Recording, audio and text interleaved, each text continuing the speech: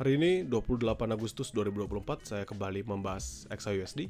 Seperti biasa, start with Saxo Daily. Yep. Ya, teman-teman bisa perhatikan di sini ini terlalu banyak angka-angkanya ya sebenarnya. Saya nanti akan hapus-hapusin biar nggak pusing. Nah, teman-teman bisa ngeliat di sini there's a big potential kalau misalnya ini kan dia sudah makan extra liquidity ya.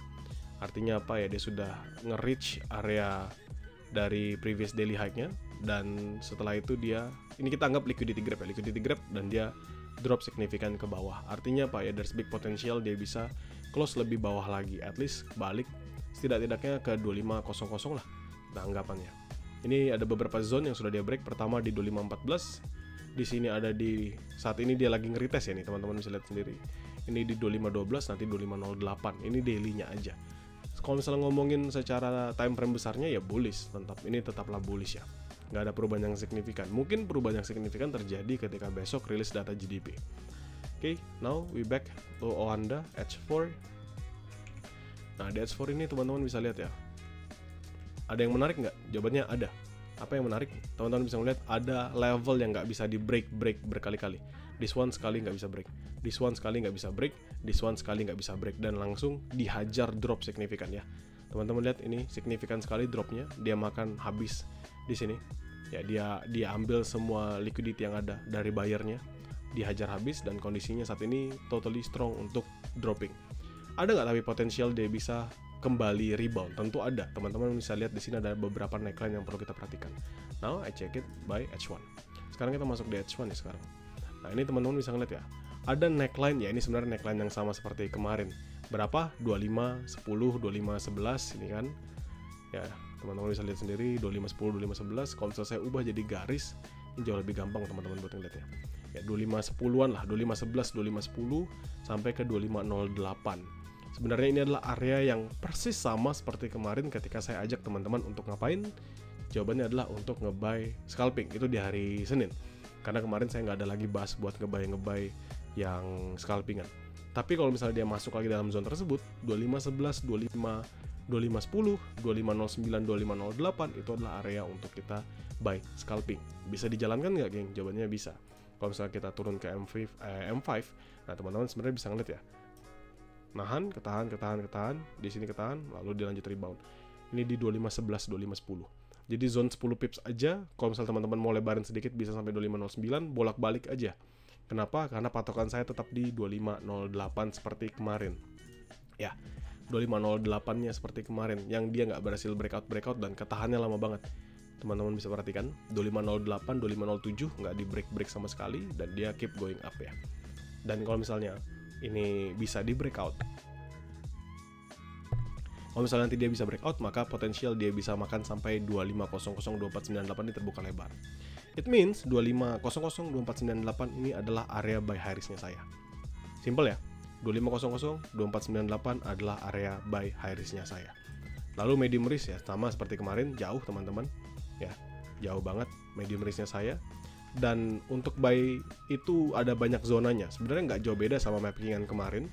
Ya, sebenarnya nggak jauh beda sama mappingan kemarin. Ini kalau misalnya saya boleh share ulang, sebentar. Untuk mappingan kemarin itu tanggal 27-an kita kemarin. Ini adalah area buy high risk yang saya tuliskan di dalam grup. Beberapa level buy high risk yang saya tuliskan di dalam grup. 2500, 2498, 2494, 2492, 2484, 2482. Ya, itu adalah area buy high risk yang saya sudah sampaikan di dalam grup. Jadi teman-teman sebenarnya sama aja sih, bisa ngehit ke sana. Tapi misalnya medium risk-nya saya, tentu jauh medium risk-nya saya di 2450-an itu. Untuk kondisi sekarang bagaimana? Teman-teman bisa ngeliat ya, dari RSI going drop, lalu MACD juga sama, sudah dead cross, dan there's a big potential seandainya memang bisa break ya. Saya kalau punya conviction aja, dia bisa break out on this level. Ini kan nahan terus di 2505, 2506, 2507. Dihampatnya juga sama. Kalau saya dihampat sih malah lebih ini lagi sih. Ini dihampatnya. Ketahannya cuma di 2507. Which is adalah area yang kemarin saya sudah bilang ke teman-teman ya. Ini 2507, 2508 perlu di break nih sebenarnya di jam 12. Kalau enggak ya dia pasti akan rebound kembali. Tapi saya nggak entry, kenapa? Karena saya menjadikan patokan saja. Itu yang saya sampaikan kemarin. Kenapa? Karena seandainya dia breakout on that level, dia bisa ngehit ke 2500. Ya, dia bisa ngehit ke 2500, bisa drop sekuat itu.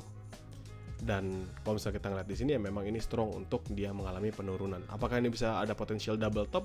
Maybe, selama dia bisa hajar neckline-nya dia sendiri.